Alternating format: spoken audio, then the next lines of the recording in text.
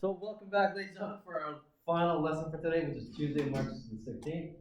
And it's going to be a really quick summary of the sine law and cosine law. And just to recap things what you're supposed to be doing. So here we go. If you have a right triangle, what do you use to solve it? You use SOHCAHTOA or you use Pythagoras. That's what you're supposed to be doing. So cosecant, secant, cotangent, you're still with right angle triangles. So if you want to find a side and find an angle, this is what you're supposed to use, right? That's just a recap. If you have a right triangle. The sine law and cosine law, you were supposed to discover how to generate them, and I wish we had more time to do it. You don't have that luxury. We're just going to tell you. So these are those 5.6, 5.7. They're for non-right triangles. Okay, and they're also used for a lot of word problems. Okay, so that's eventually where we're going to lead. Your way that your textbook starts off, 5.6 is related to the sine law, and 5.7 is cosine law. But every time in grade 11, I actually teach it this one first, and then this one second. There's a reason, because I actually am going with something easier to something more complicated. So a lot of you are kind of alluding and realizing that sine law, although it seems easy, the formula seems easy, it's a little tricky. So is that okay that I do 5.7 first? The cosine law, it looks like this.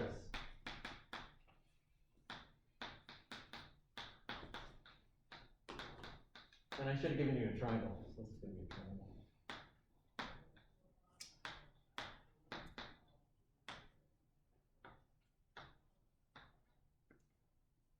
And this is the cosine law. C squared is equal to a squared plus b squared minus 2ab cos of c. Let's talk about why this is formed, just in generalize. I'm never going to ask the grade 11th the proof, although you should have explored it.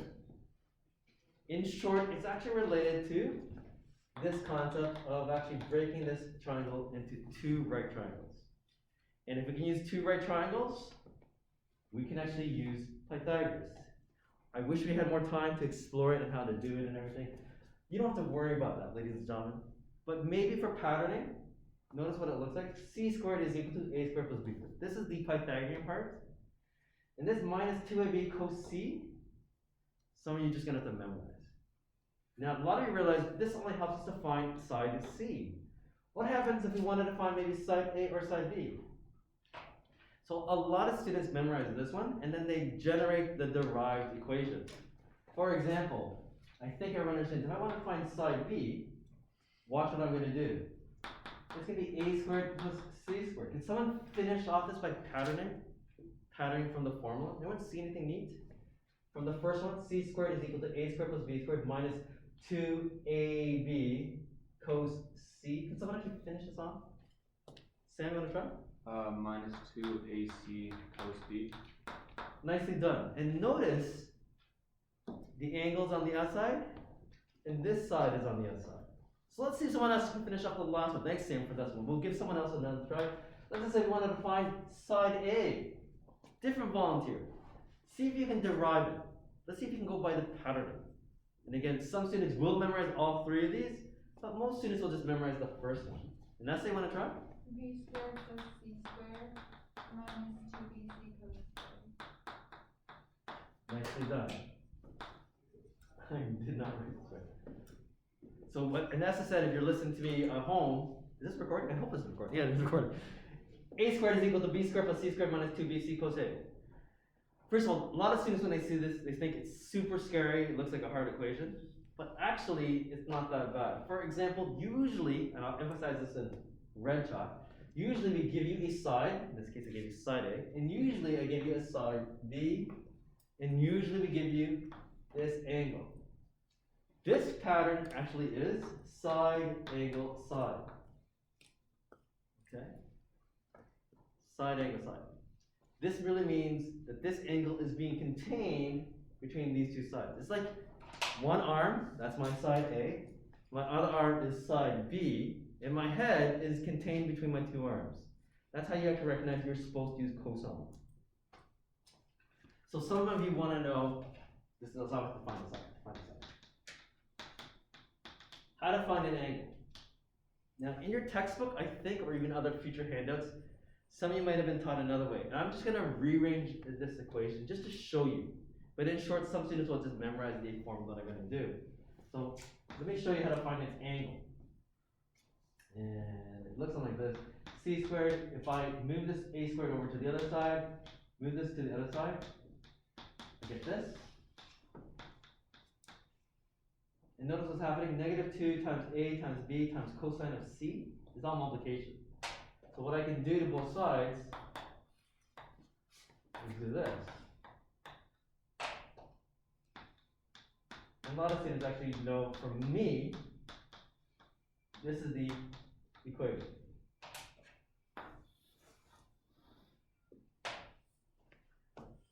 I like this one, even though it's a little bit more cumbersome. Some textbooks show a different way, which is great. This is to find an angle. So notice I didn't write c is equal to. I wrote cosine of c, because eventually, a lot of you realize this part is ratio of sides. It's an easy way for me to memorize it, if you want, to help you guys out. Notice that angle c is here, and side c is here. So it's on the inside, because we want to find an angle.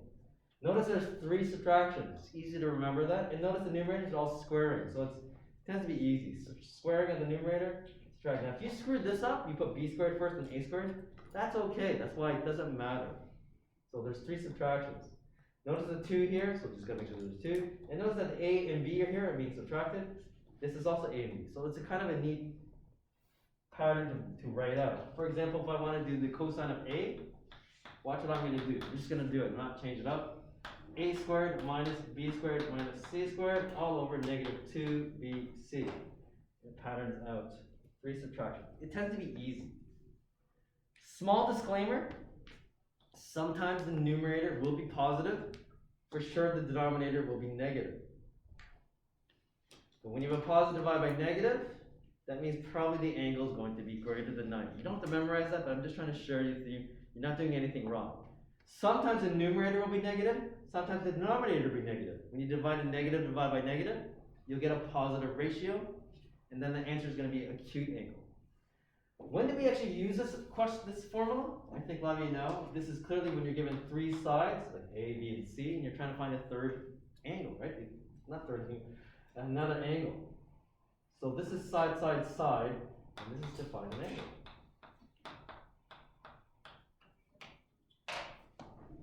Again, some tutors teach another way, and they change it because they don't like the negatives here. So they'll change it to positive. I don't like teaching it that way because it's hard for me to memorize. And some students don't even do this. Some students will actually use this equation and then work backwards using the numbers. Okay. Now, I wish we had more time to practice this. We'll practice this obviously in class in our online section, but I just wanted to get this out of the way. These are clearly formulas. And that's why, again, one more time, when I get them off screen here, oops, oh, here it is. You're probably doing it for your assignment. Okay? So you're allowed to use the formulas. Everyone okay? Any questions from the class? I'm just going to erase this, if that's all right.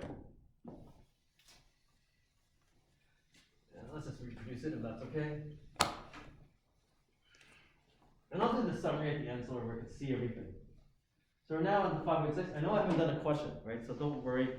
I don't want to bombard you guys. Obviously, you have a quiz. I'd rather you work on the quiz, but when I see you, you should be okay. So 5.6 is the sine law. And I'm going to slow down just a little bit.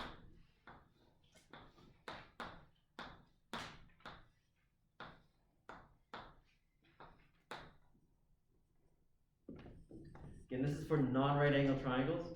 The sine law you should have actually figured out, and sometimes it's actually easier. And there's actually 2 forms of the sine law. And most students actually, if you have a tutor or they taught you differently from a different school, coming from a different school, technically there's only one.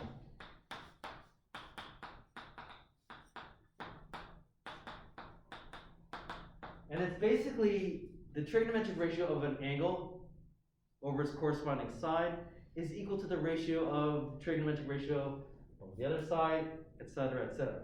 We don't use all 3 of these, but for this question, a lot of you realize this is actually defined an angle.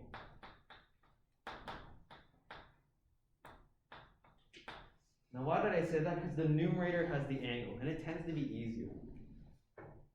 You have to be careful with this one though, is because usually if you want to find an angle, they're giving you two sides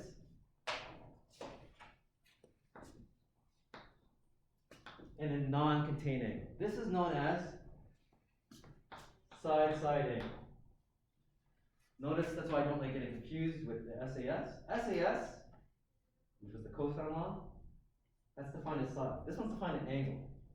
But notice what I'm going to do. I'm going to put a star here because you have to be careful with this one. And we'll explore this a little bit further unless someone really asks me. The other one, we just take the reciprocal of this equation.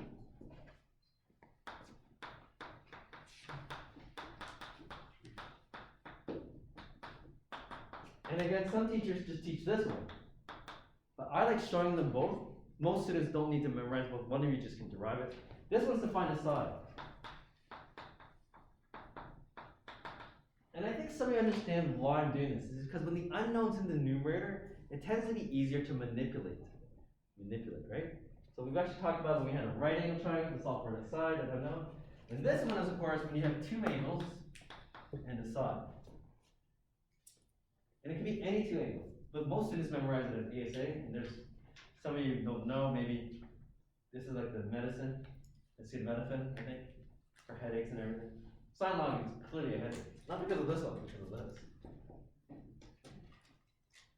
So I know I haven't done any of the equations, I know I haven't done the proof, and the one in blue is normally to give you like this angle here, and maybe this angle here, and any side, maybe let's say this side.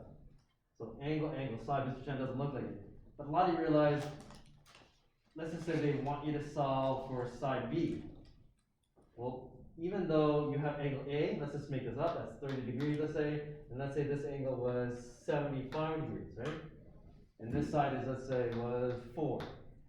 The question is, find side B. Well, a lot of you realize we can find angle B really easily. Why? Because in grade 9, you know that these angles, when added up together, plus this angle, should equal the sum of 180 degrees. And although right now maybe you don't know what this angle is, and you can maybe you're home, you're just watching, I just made this up quickly. We eventually can find this angle, and then set it up to use this ratio. We're not going to finish this up, and I'm going to stop there. And then I'm going to answer some questions from the class. But that's it. That's pretty much Chapter 5 trigonometry, with the exception, of course, the word problems, which we'll hopefully kind of get a chance to revisit.